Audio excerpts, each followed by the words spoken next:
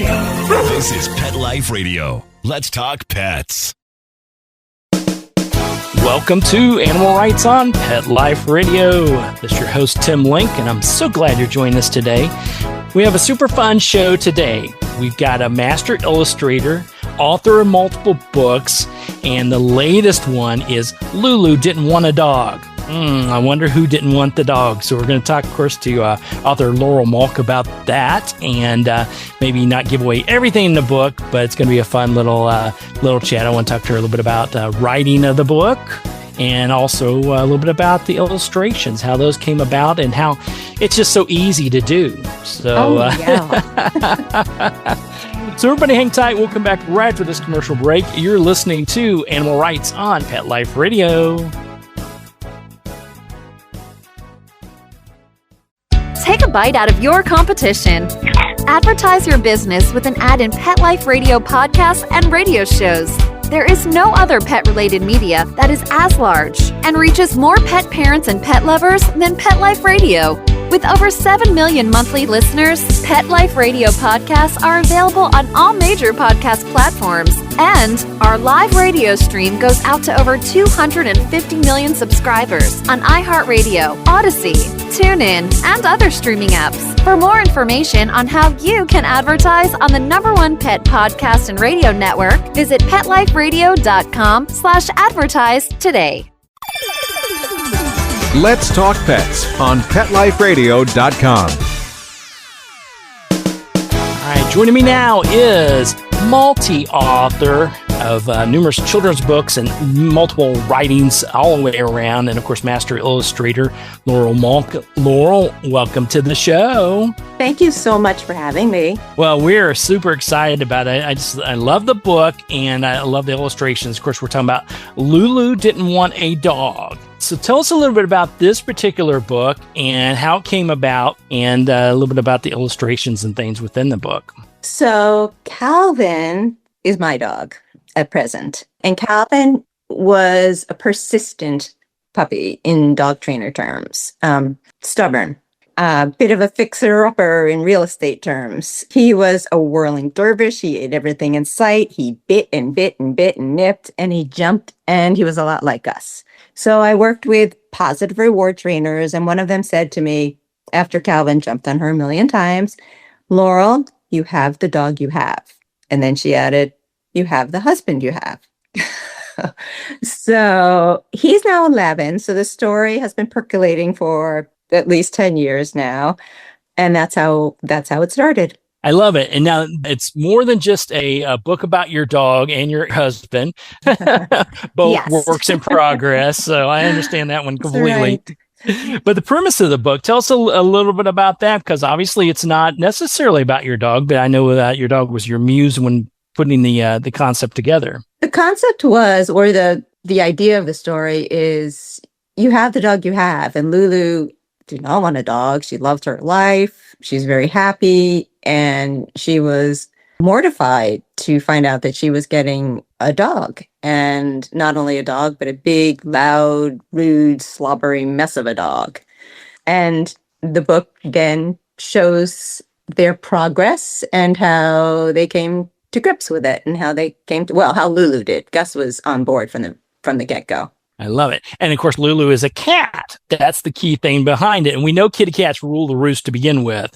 And the fact that all of a sudden this dog appears in her perfect life, where she has the perfect windowsill and the perfect nap time and everything. And then we get this puppy that comes along, or a dog comes along, and he's a hot mess. Yes, exactly. And in fact, while I had Calvin, when Calvin was 6 months, we took care of my son's cat for a month while he was traveling elsewhere. I'm allergic to cats, but it was fine. Moose is this tiny, very, very civilized little kitty, and they never met. For 6 months, for 4 weeks, I would go, and they'd have their separate ways, and Moose was very insistent on his pet time and his cuddle time, but he would not meet or engage with Calvin. And I love it. And cats can sort of get away with that. They can find a place to hide and come out when they want to. And as long as they don't mess with the dog's stuff or eating habits, then they can just live their own little life. But these two obviously were at odds a little bit. Lulu didn't understand why in the world would we want a dog in the house. And then, of course, at the end, I'm assuming everybody lives happily ever after. Everybody lives happily ever after. Yeah. That's how we love a good children's book and a good book in general. That's what we want to do. Well, I agree. I'm glad people do illustrate sad books about dogs, but not for me. Yeah, I skipped those chapters. Yes, I do too. Yes, we've had the pleasure of interviewing so many different authors on animals that are either writing stories about animals or have an animal in a character, and some of them, write, the sad parts of it. And I'm like, okay, I love you, Mr. Author, Mrs. Author, but yeah, we're skipping that chapter for sure. Exactly. Definitely for me. So then tell us a little bit about the illustrations, because obviously the illustrations are from you. The illustrations are from me. In fact, the book started with the illustrations. There were no words in the beginning. It was a wordless book. It starts with character sketches because I wanted to fall in love with the characters and get acquainted with them and get Lulu's catness and Gus's dogginess. And then I wanted it to be really fun and lively and bright colors and ink and splashes and just to reflect the craziness that Gus brought to the pictures. Yeah, you did a great job with that. And I love how you stated that, because obviously you stole one of my questions. Do the illustrations come before the writing, or do the writing, drive the illustrations? And in your case, the illustrations came first. They did. In fact, I don't even think there were any words, but I do have a wonderful agent and a wonderful editor for this book. And the people I worked with were fabulous. And then the words came. I love it. And that's not easy. And, I sit here and think about it, and a lot of people, I've interviewed a lot of great authors of children's books, and the same thing comes across every single time. It's not as easy as it appears. For the novice, you're thinking, okay, you either illustrate it or if you draw like me, you don't want any part of that. You have a bunch of stick figures there. But you get some nice illustrations, you write some nice words, bada bing, bada boom, 2 weeks later, you got a book. And that's not the case, is it? No, but what I did want to add is it's a collaboration for me. So I got a lot of feedback from my agent and from the editors and from the art director. So that was really great. But no, this one literally took 10 years of percolating. So, but the actual project, it probably took 1.5 to 2 years to go from dummy to dummy to dummy to dummies are rough sketches of the 32 or 40 page book. And it turned into a 40-page book. Then more dummies, then rearranging, then the words, then swapping everything out, then lots of color samples and lots of experiments. And it was great. It was really fun.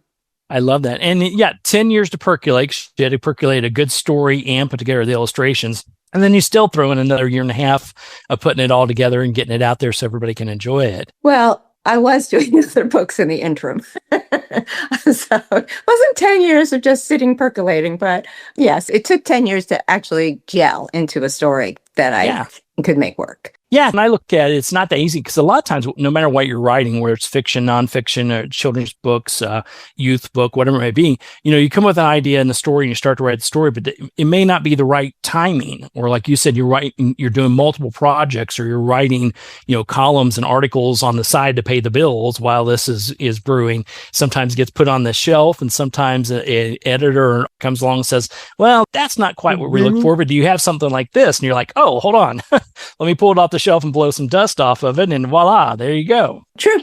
But this one, it took a while to come together, but once it came together, it was a really smooth process. I should not say that smooth, because I do have stacks and stacks of outtakes and redos. So yeah, especially working with watercolor, it's a very spontaneous, wonderful medium. Then you have to accept that it's a process and embrace flowiness, but it doesn't always work. So sometimes you just have to scrap it and start again. And you brought up an excellent point, because the book is full of watercolors, and it's wonderful pastels, and you see a lot of the water, you can see the water flowing, and you could definitely tell that each individual one of the pages could be its own standalone watercolor, not part of a book, just on the wall somewhere. So nice of you. Yeah, I think it's brilliant because, I love illustrations because I'm not that talented to do that. And there's so many different ways to go about doing it, whether it's computer generated graphic, whether it's sketch, whether it's ink or whatever it may be. I don't often see watercolors as the main illustration inside of a book, especially a children's book. I think it's more rare now. I think that Photoshop is becoming more popular, but I still love getting my hands in it and messing around with the paper and the pen and ink and the watercolor. It just makes me happy. Yeah, well, it makes me happy looking at it. So you did great jobs there for sure. And I can Thank sort of you. see the modes behind it because you want the colors of the characters. The dog is a hound, a white, black, brown hound, and the cat is I'm sorry, cat fans, calico sort of looking. Yeah, we'll say. I'll take that. But everything else surrounding that is beautiful pastels and beautiful colorings, and it really not only pops off the page, but also gives it a real nice soft feeling behind the activities that the animals are going through in their daily routines, and all their tragedies become best friends at the very end. Yes.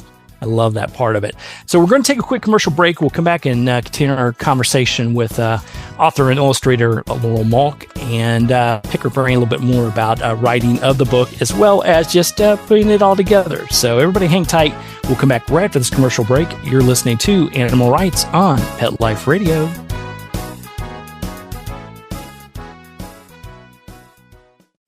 Hi, this is Tim Link, animal communicator and pet expert and host of Animal Rights on Pet Life Radio. Have you ever wanted to know what your pet is really thinking? Do you want to find out if they truly understand what you're trying to tell them? Or wish you could build a better understanding and closer relationship with your pet? Well, now you can. Learning to Communicate with Animals is a 4-part on-demand workshop. In the workshop, you'll learn the essential techniques that are necessary to communicate with animals, including what is animal communication, breathing correctly to achieve the perfect state to communicate with your animals at a deeper level, using guided meditation exercises, a method to communicate with animals, and how to send and receive information from your animals. So if you're wanting to learn how to communicate and connect with your animals at a deeper level, visit petliferadio.com/workshop and purchase and download Learning to Communicate with Animals. You'll be glad you did. Let's talk pets. Let's talk pets On Pet Life Radio. Pet Life Radio. PetLifeRadio.com. Welcome back to Animal Rights on Pet Life Radio. Continue our conversation with author and master illustrator Laurel Molk and her latest book, Lulu Didn't Want a Dog. Put an extra stress on that for you. So putting together the book, and you got it, it's printed, it's on the shelves, it's ready to go. When people pick up a copy of the book and read through it, whether they're reading it for themselves as an adult or their children, grandchildren, whatever it may be, or students, what do you hope to accomplish at the end of the day as an author and illustrator? Is there a main goal that you have? Or if someone pinged you and said, hey, I got this out of the book, what would make you happy? It would make me happy if kids enjoy it. Main goal is for kids to enjoy reading. And if a kid has fun and enjoys it and is engaged, honestly, that's my goal. I loved reading as a kid. And if I can make one reader or, a bunch of readers happy, kids, adults, that's why I'm in the game. That's it. I love it. Well, they'll definitely be happy picking up the book and going through it multiple times. We also want this to be their favorite. They want this one. We want mom and dad and grandma and grandpa to go crazy reading over this book. So then I was reading through your bio, very fascinating because, we talk about, authors and writers and illustrators coming from different backgrounds, different fashions. Some study immensely in their early ages. Some people have gifts going into this. But when it comes to the illustration parts of it, you pretty much just, whoever liked your stuff, they can have a copy or they can buy it for a penny or, a few dollars here or there. And then all of a sudden you decide, hey, I can do this a little bit better and maybe make a 2 pennies off of it or something. I started painting when I was probably 3 or 4. And my happiest school days, sorry, teachers, was when my mother let me play hooky and I would stay home and draw all day. And then I went to college. I taught middle schoolers for a while and I realized I really wanted to get to drawing. And then I went to Rhode Island School of Design, studied illustration, and then really devoted myself to children's books and drawing and all that good stuff. And now you parlayed that into multiple books. You parlayed that into showings and exhibits. I see the Society of Illustrators.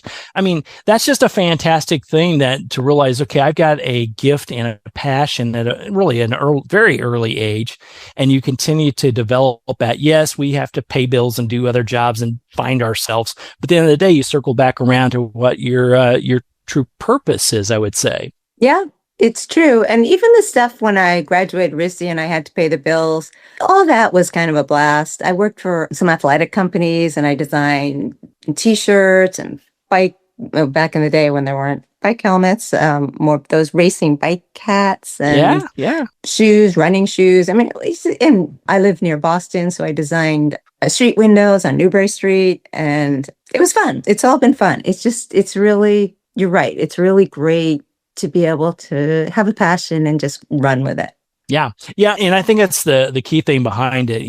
As humans, I like to say, we work spend our whole lives trying to figure out what our purpose is, what our passions are. And even if we identify what they are, taking that sort of leap of faith, no matter how old you are, taking that leap of faith and following through with it it's a big accomplishment. So big kudos for you.